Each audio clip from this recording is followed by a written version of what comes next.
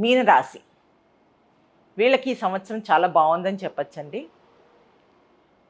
ప్రత్యేకించి ఆస్తుల విషయంలో వీళ్ళకి కలిసొచ్చే కాలం వచ్చింది.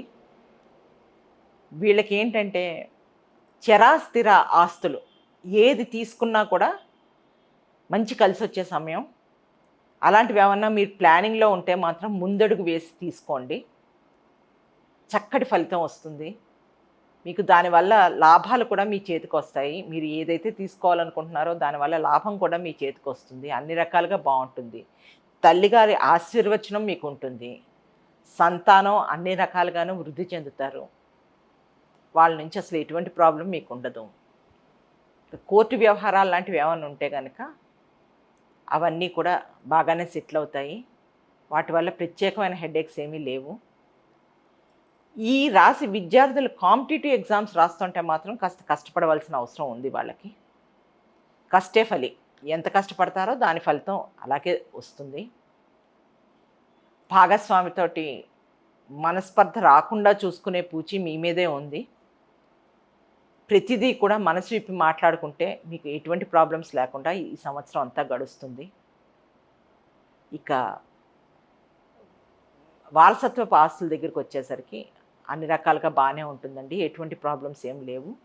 దైవ దర్శనాలు, తీర్థయాత్రలు ఇవన్నీ బాగా జరుగుతాయి.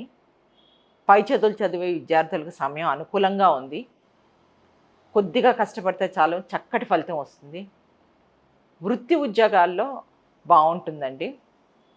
గౌరవం దక్కుతుంది, రికగ్నిషన్ వస్తుంది. ఎప్పటి నుంచో పెండింగ్లో ఉన్న పనులన్నీ కూడా మీరు చేసుకోగలుగుతారు.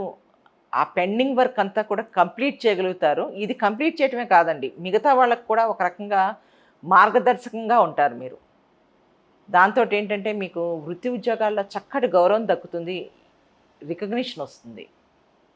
ఏమన్నా చిన్న చిన్న లోపాలు ఉంటే కనుక అధిగమించటానికి, ఏమన్నా చిన్న సమస్యలు అడ్డంకులు ఇలాంటివి ఏమన్నా ఉంటే అధిగమించటానికి మీరు శివారాధన చేసుకోండి. శివుడికి అభిషేకం, శివనామస్మరణ, అట్లాగే శివ ఆరాధన మీరు కనుక ఇవి చేసుకుంటే మీకు ఏ ఇబ్బందులు ఎదురైనా కూడా దాన్ని అధిగమిస్తారు. అసలు ఆ ఇబ్బందులు మీ దాకా రాకుండానే మీకు గడిచిపోతుంది ఈ సంవత్సరం అంతాను. గురుడు శుభగ్రహం అండి. అందుకని ఏంటంటే ఆయన వల్ల వచ్చే నెగిటివ్ ఫలితాల కన్నా పాజిటివ్ ఫలితాలే మనకి ఎక్కువ. అంతేకాకుండా మీకు ఇప్పుడు ఆరాధన చెప్పాం కదా ప్రతి రాశి వాళ్ళకిను, ఆ ఆరాధన చేసుకుంటూ ఉంటే కనుక ఏమన్నా నెగిటివ్స్ మీకు ఉన్నా కూడా అవి రాకుండానే మీకు గడిచిపోతుంది అన్నమాట. అది వస్తుందని మీరు ఎదురు చూడక్కర్లేదు. అవి ఏవి రాకుండా గడవటానికే ఈ ఆరాధనలు చెప్పేది.